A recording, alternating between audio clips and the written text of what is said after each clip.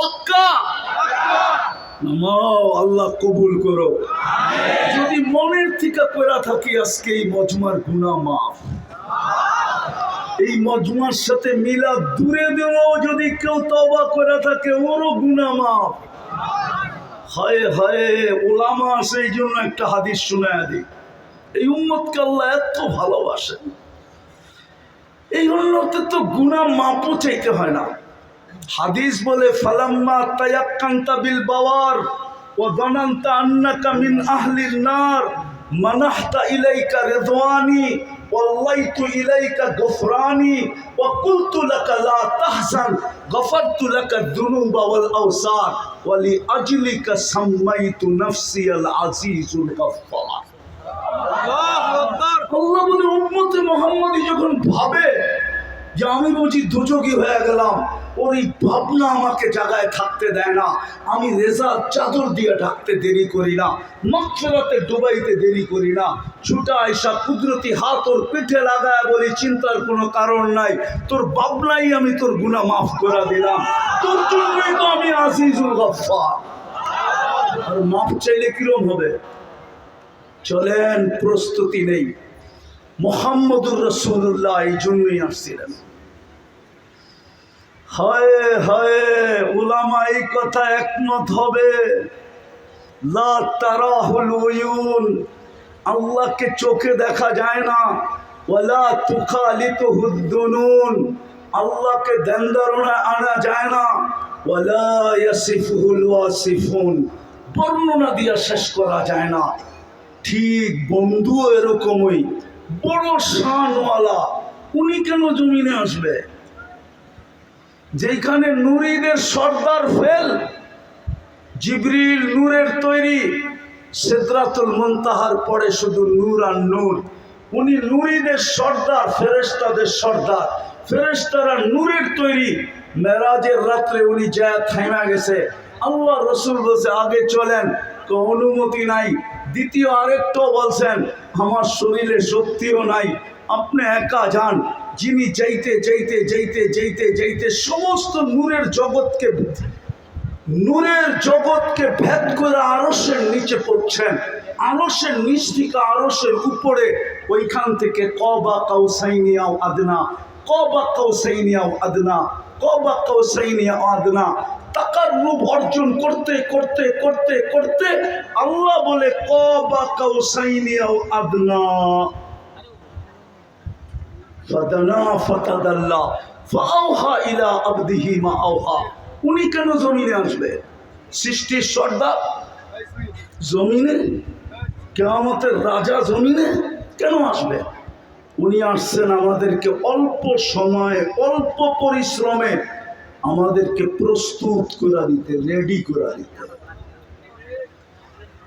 Ready করার জন্য আসছেন। এই জন্য একটা কাজ করলেই হবে। আমি তো বলি আজকে উম্মতের যে দুর্দশা, শুধু একা একা কাঁদি, কাউকে বলাও যায় না।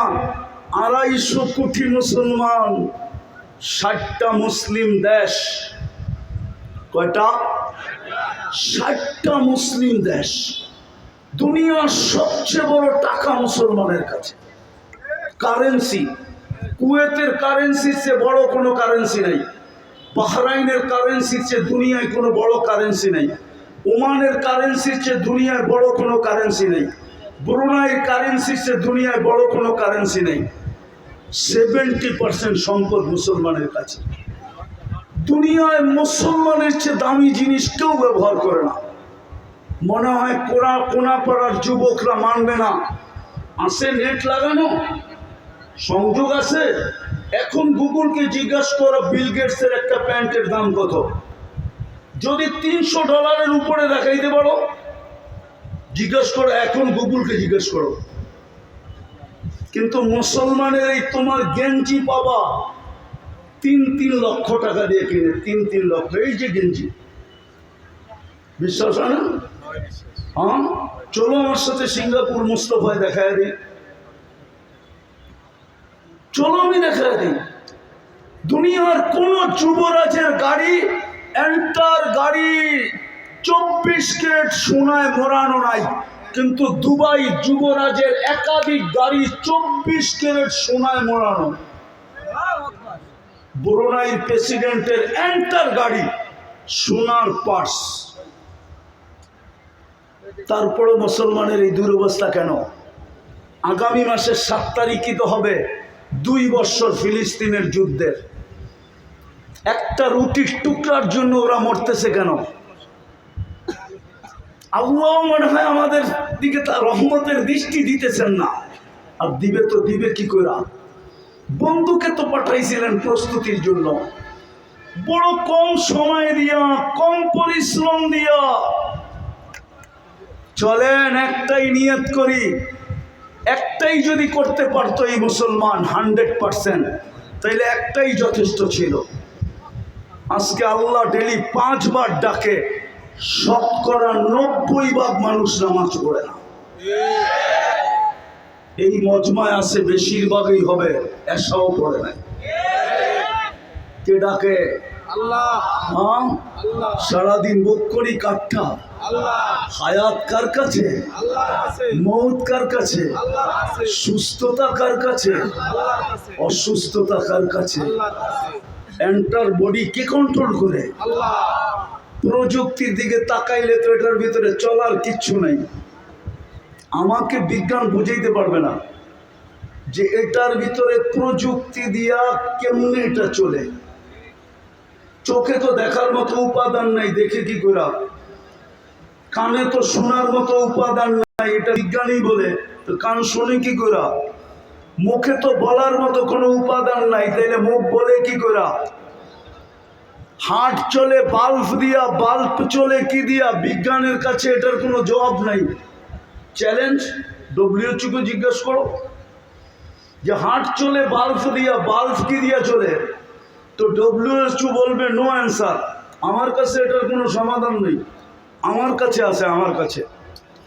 আল্লাহ চালায় তো চলে, কুদরতি টেকনোলজি দিয়ে চালায়, কুদরতি প্রযুক্তি দিয়ে চালায়। নাইলে চোখে এতটুক জায়গায় 13 কোটি ক্যামেরা সেট হয় কি করে? যুবক, 13 কোটি ক্যামেরার তার নিয়ে গেছেন পিছনে, তার 1.6 সেন্টিমিটার জায়গা দিয়া। একটা তার আর একটা তারের সাথে আল্লাহ লাগতে দেন নাই, লাগলে ফায়ার হবে, ফায়ার, আগুন ধরে যাবে। তুমি সব উল্টা দেখবা, ওই আল্লাহ কুদরত দিয়া দেখায়। সরিষার চেয়ে ছোট বিজ্ঞান এখনো, সরিষার আকৃতিরই এখন পর্যন্ত বিজ্ঞান ক্যামেরা বানাইতে পারে না। পারছে নাকি? গুগলে সার্চ দাও, গুগল খালাম মারে জিগাও না পারছে কিনা। 13 কোটি সরিষা একত্রিত করলে দেখো কত বড় একটা জায়গা লাগে। এর চেয়ে ক্ষুদ্র, শতগুণ ক্ষুদ্র ক্যামেরা বসায় দিছে। একটা করলেই হতো। চলো আজকে অঙ্গীকার করি, আজকের থেকে আর নামাজ ছাড়বো, ছাড়বো, ছাড়বো, পাক্কা। নামাও, এর চেয়ে বড় বেয়াদবি কিচ্ছু নেই, এর চেয়ে বড় নিমক হারামি কিচ্ছু নেই, এর চেয়ে বড় অকৃতজ্ঞতা কিচ্ছু নাই। যদি হইতো তাহলে পিরানে পীর এই কথা কোনোদিন লিখতেন না। আব্দুল কাদের জিলানী রহমতুল্লাহ আলাইহি লেখছে, আমি লিখি নাই। আমার বিরুদ্ধে লেখা লাভ নাই, আমি লেখি নাই, পিরানে পীর লেখছে আব্দুল কাদের জিলানী। কোথায় লেখছে ওনার কিতাব পড়লে পাওয়া যাবে, আমি নাম বলবো না কিতাবের। এত সহজ, স্টেজে বয়ে নাম লয়ে যাবেন, আমি সারা দুনিয়া ঘুরা বাইর করছি। না না না না, নাম তো বলে দিলাম, কে লেখছে এটা তো বলে দিলাম। আব্দুল কাদের জিলানী রহমতুল্লাহ আলাইহি লেখছেন, পিরানে পীর শুকর নাকি সকালবেলা উঠা বলে, আল্লাহ আমি এখন তাকাবো কিন্তু আমার দৃষ্টিটা যেন বেনমাজির উপরে না পড়ে। তুমি ডাকলা তারপরেও আসলো না, তো ও আমার চোখে আমার চেয়েও নিকৃষ্ট। পায়ে হাত দিয়ে বলি আজকের থেকে যেন নামাজ না ছোটে। ছুটবে? হ্যাঁ, আরেকটা কথা বলেই শেষ করতেছি, শেষ আমার কথা। শেষ আমার কথা, যতদিন আমাদের দেশে একটু আগে বলছিলাম, একটা হলো মাটির নিচে আধ্যাত্মিক শক্তি লুকানো আছে, আরেকটা হলো বাহ্যিক শক্তি। আধ্যাত্মিক এই মাদ্রাসা মসজিদ আলেম ওলামা, এটা বাহ্যিক শক্তি।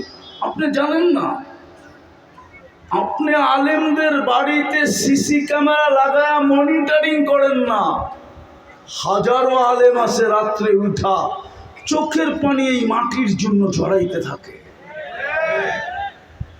এই তিন বাহ্যিক শক্তিকে যদি আমরা টেকায় রাখতে পারি, আমার কথা লেখা রাখেন, আমি বাঁচি আর না বাঁচি, বাংলাদেশ নড়বে চড়বে পড়বে না।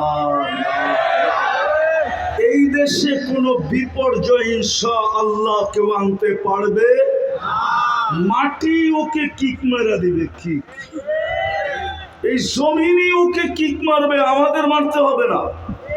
এই জমিনের ভিতরে ওই শক্তি আছে। আপনি জানেন না এই জমিনে মাদ্রাসা কখন থেকে শুরু হয়?